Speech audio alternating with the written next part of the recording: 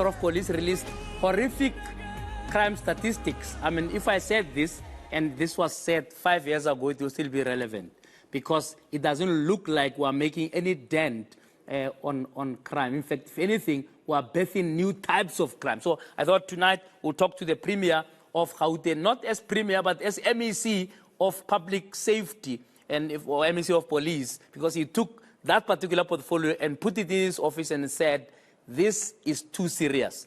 So we'll talk to him about that. I'm going to be asking him what effect that would have on the work that he has to do and how we should judge him on the issue of crime. He's already threatened to resign if crime doesn't improve. You know how he is. So he left to account for those statements tonight. But before we do that, I wanted to talk a little bit about something that irritated me greatly this past week. If you watch Checkpoint, and if you didn't, I will invite you to go to enca.com and watch the latest episode of Checkpoint, where they were dealing with what I can simply call a CSI scam, okay, by KFC. And lots of, KFC is one of our popular brands of fast foods. Now, when you go to KFC, they will say to you, add hope. Now, add hope, you give R2, and they're saying you are adding hope, you're going to be taking care of children and, starving kids and what have you. And that's a good thing, but it's a donation. So whether it's R2, it's your R2. So you can decide whether you'll donate it or you won't, right? Maybe you want to give that R2 directly to the kids that they're talking about. In that program, it tells us firstly that half the time the money gets to those kids you are donating for, ways too late or maybe too infrequently. But that's not even the biggest scandal. The biggest scandal is that if you are a cashier at KFC and I come and I don't donate the R2, I am actually threatening your job. Can you believe it? Can you believe such a scandal, right? That actually the R2 is a target. The management makes it a target for people who are at the tills. But no, but R2 watch, therefore your performance comes under question.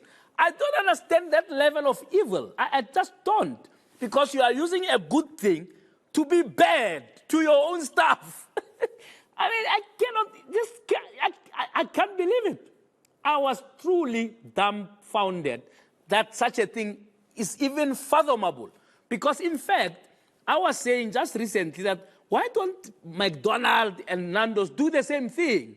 Where they actually create a program where you can donate, and so that they don't throw away food and what. They also, channel some of their profits to the communities who are dying eating their food.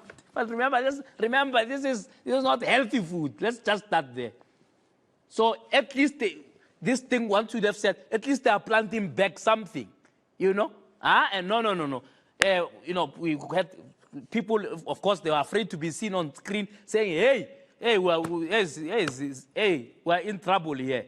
Please save our jobs. So people are saying, hey, maybe we must donate the R2 just to make sure these people don't lose their jobs. KFC, this is a shame. But it's not a shame in isolation. And please, anybody who's head of CSI, just gather around a little bit. CSI is not PR stunt. Corporate social investment must be an investment back into communities. If you get PR mileage out of it, it should be an accident. You can't then create a fake CSI so that you can get publicity. I mean, the South African corporates, are full of shamelessness. They are full of shame. And there is a big corporate who will remain nameless just for tonight. These guys say, hey, what can we do on CSI? Hey, man, this thing is too much trouble, man. But hey, 1%, let's buy computers. Mara, let's take these computers to the Eastern Cape. In some rural place, the school doesn't have electricity. But the computers, they just dump them. We've given this school 100 computers, which have not been opened by anybody for a year. They gather dust. You get there and say, hey, Barry, MTN or Vodacom or what are the others, Cell C or whatever, have donated cell phones where there's no tower. Eh? They have these computers where teachers themselves can operate them because there's no electricity. But what happens at the end of the year? The foundation has donated 100 computers, to Kofi Mvaba. And then the CEOs will be talking big English in these banquets. When they are talking nonsense, when they are talking rubbish, because first of all, they have not consulted those communities about what their needs are. Then they go and create in the midst of poverty. And I saw a computer center. It's a working. So when I saw this thing of KFC, no, they are in good company. Corporate South Africa is rotten to the core when it comes to corporate social investment. Because by Berek has publicity. A few years ago, not so many, also a few years ago, but let's say 2007, I was part of a team that was dealing with CSI in education. Now, this one is even a bigger scandal. We talk to principals. The principal about, hey man, what do you need? What can we bring? Can we bring you the budget of education? Hey, the principals about, hey, don't bother. Don't bother, Gauri. ESCOM or some corporate recital a big check. The Department of Education cuts our budget, now ESCOM is going to be there because they are, and it's not particularly ESCOM, but whatever corporate, because their CSI is a gimmick, it will run out. It depends who's the head of CSI. If the head of CSI, CSI to next week. And we're not more way to more, Bali feel 2 million for this year. Next year, you let I want to go to more. And then the Department of Education adds salt. Salt to the wound, Maria, La Ipona, Linarewa Escomorale, Kata, budget alone. No, it's not me. This is what the principal said.